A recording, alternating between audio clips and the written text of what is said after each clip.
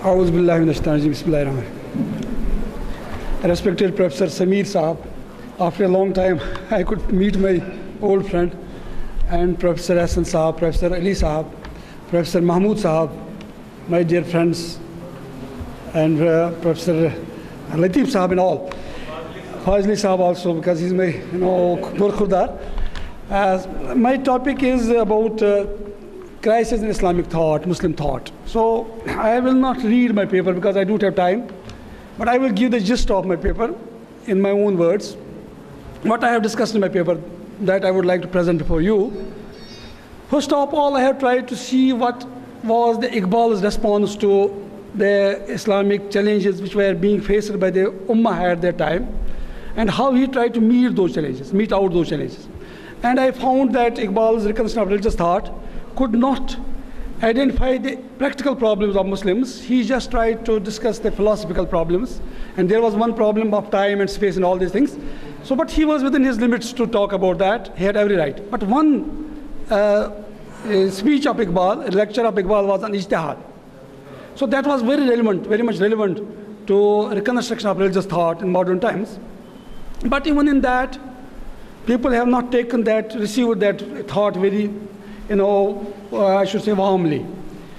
And I have found that Muslims were more interested in doing ijtihad on mutashabihat, but not on muhkamat from very beginning, be it watul wujud, watul shuhud, anal haq, and all these things. They even sometimes have crossed the limits of ijtihad, because ijtihad is to be done on muhkamat, the practical problems, day-to-day challenges. But they started doing ijtihad on those aspects which were beyond ijtihad, which were imaniyat. So we have such trends, and it's a strange, thinking of the Muslims. I don't know what has happened to them, where they should use their mind, they have not used, and where they were not able to use, they have tried to use. And that has created more and more problems, and the challenge remained there. Then I have tried to see what could be the modern challenges to Islamic thought, and how we could bring Muslims out from this crisis of thinking. So first issue which I have identified was that ijtihad could not become a clandestine movement among Muslims. Despite Iqbal, despite Mullah Maududi, Jabir Alwani, Abul Hasan Nadwi and others. But ijtihad was not given that importance which it needed by all the sections of Muslims. Ulama, intellectuals, movements, trends, no one has given that much importance. And we are in this mess nowadays. We don't have any perspective about anything. And we are being caught unawares. When things take place, then we define. We are not at the push or not demand, or discussing or determining the value of things. So in this way, this was the lack of ijtihad, and this is the greatest crisis among Muslims, that they have still not, they were not awakened to be alert for new ijtihad according to modern challenges. And then I have tried to see what could be the reason for that. That is our attitude towards education. So Muslims could not decide so far what is actually Islamic education and what is secular education, and whether there is any relationship between these two or not. So there are still fatwas coming that this is haram and that is haram and that is haram. And even in madrasa, we know the syllabi of madrasa, that was not changed. I was in USA in 2007. I was told by my host that once upon a time, Harvard University was a seminary. But now you know where it has reached now, what the excellence has achieved in other fields of knowledge, not only religious. But see the state of our madrasa. I have every love, I have every respect for madrasa, but see internal dimensions of our crisis. We are always looking towards the external dimensions. People take advantage of our weaknesses, shortcomings, and then they come out with their own agenda, because they always do ijtihad.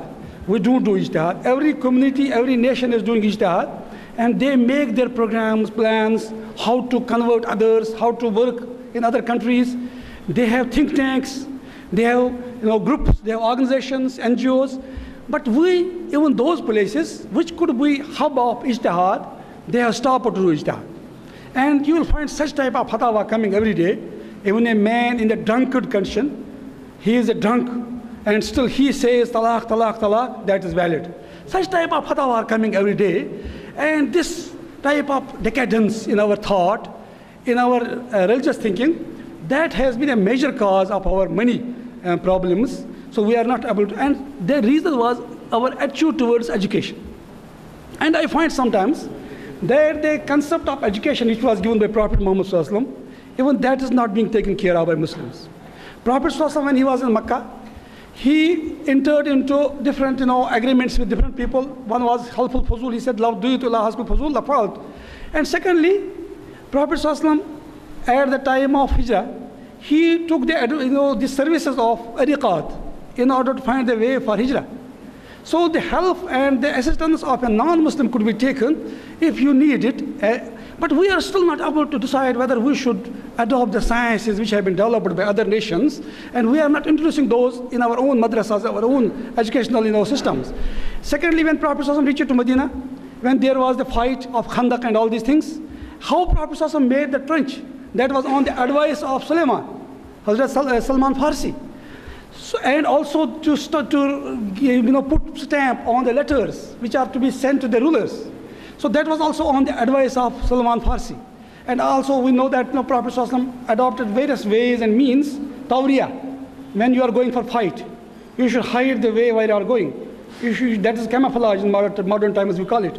Prophet ﷺ has adopted the ways and the methodologies and technologies of other communities, other nations also, when these were needed. But we are not, and in the same way, so far as the languages are concerned. When some Sahaba came to Prophet ﷺ and a Jew was caught, he had committed some sin, and he was to be punished. Then Prophet ﷺ asked the Jew scholars, what should be his penalty in your religion? According to religion, they said he should be just given some insult, he should be insulted. At that time, Abdullah bin Salam said, he should be stoned to death. The Prophet ﷺ said, some Muslims should learn Hebrew, because we have an interaction with Christian Jews. So we should know how to interact with them in a proper way. But we could not decide still whether we should introduce English language, whether we should other languages or not. In the same way, mathematics and other subjects. So here I have just said why we are not doing ijtihad, because we have not reformed our educational system. Even our viewpoint about education is also very much classical, which is not going to help us in any way. And that is not the condition of India only. Almost whole world is in this morass. They are not able to come out from this crisis of thought. And there's a greatest thought, despite the efforts of, Ismail Raji Farooqi, Maulana Maududi, Shubli Namani, Sir Sayyid Ahmad Khan, and other such great scholars and educationists of Islam, and Golden Movement. So, but still, now it is Christians and other communities, they are dictating the terms in the arena of education. And as has been rightly said by Karen Armstrong, Muslims in this modern time have adopted polity as their objective, Christian's doctrine. They lay much emphasis on education, and we are dependent on them for education and whatnot, and other things also, even the health services. So this is, and third point which I have tried to discuss was that our approach toward science. Now there is a group, they say that we should prove religion through science.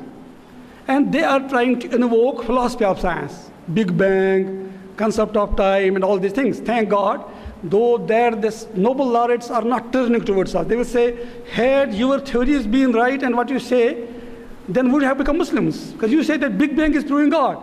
But they are disproving God by Big Bang, and we want to prove God by this Big Bang.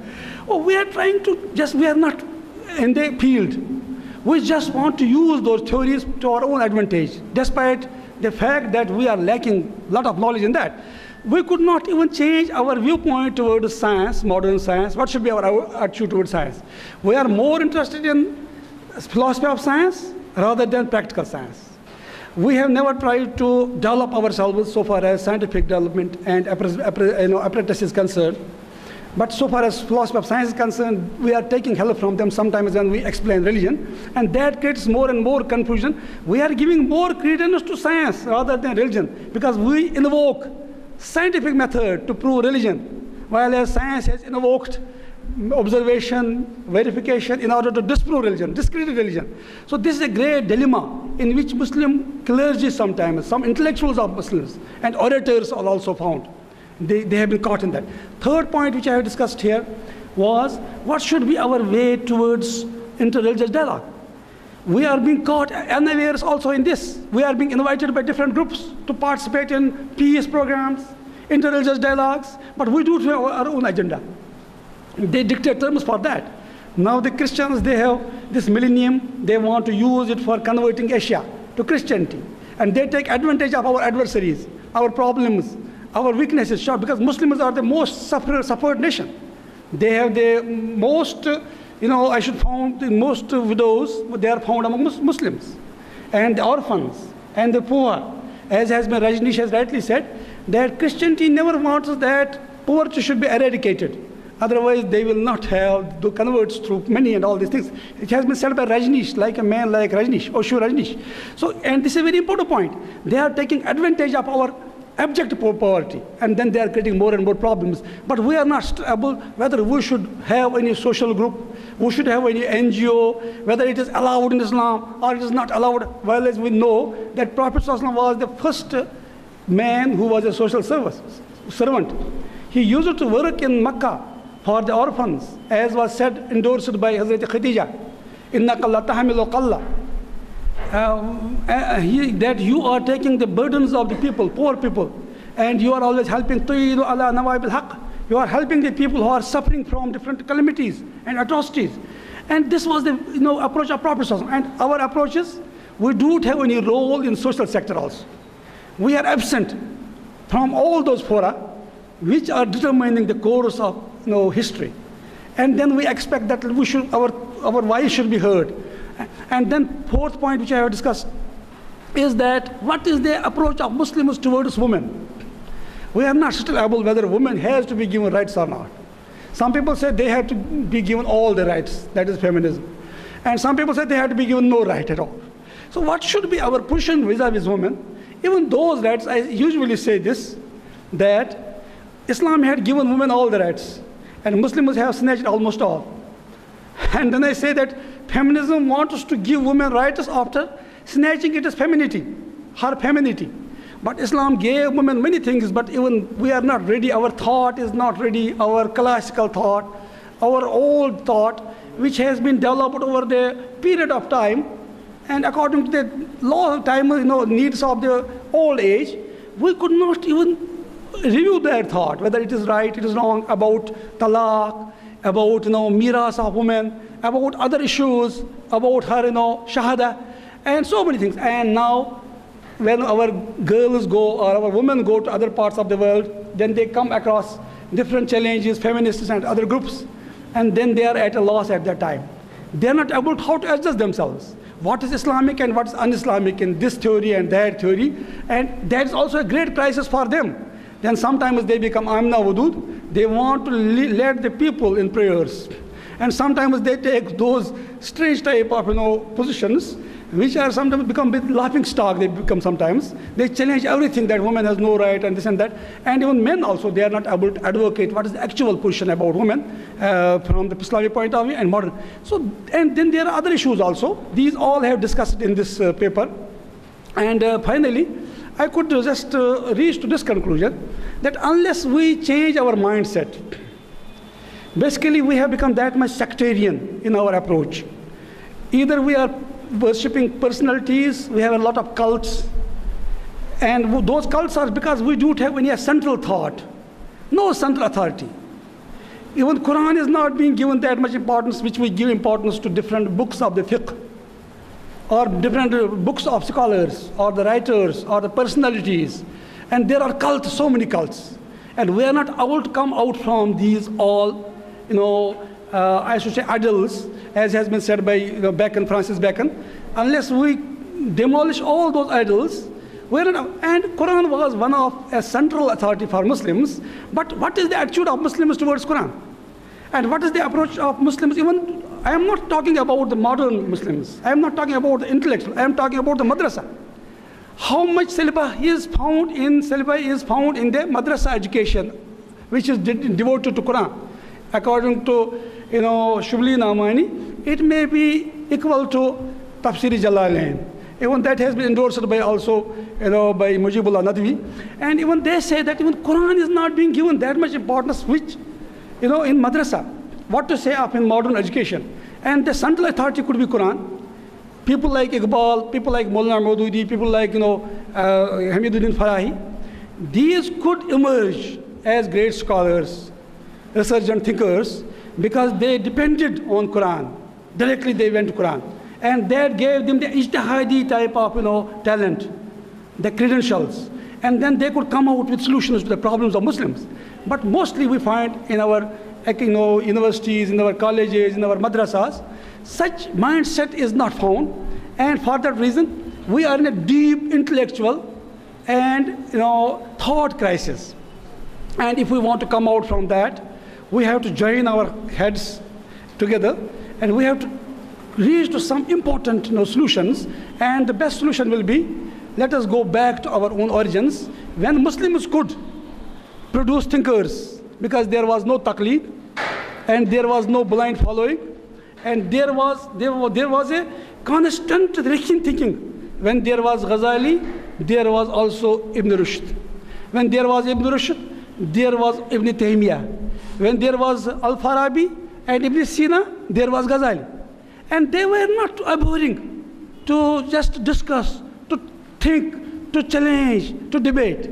But we have become that much complacent, and I will end up my lecture with on the sayings of Shahullah Dahlvi, Hum Rijal, wa Nahnu Rijal, wa Bainana Sijal. They were the people, and we are the people. Sometimes they may be wrong, sometimes we may be wrong. So this freedom of thought we need to create among our ulama, our intellectuals, so that we may be able to face the world with a brave, mind and heart, and we can also face the world, and in order to find the solutions to our crisis of thought, because basic crisis is in thought, not only in action. Thank you very much.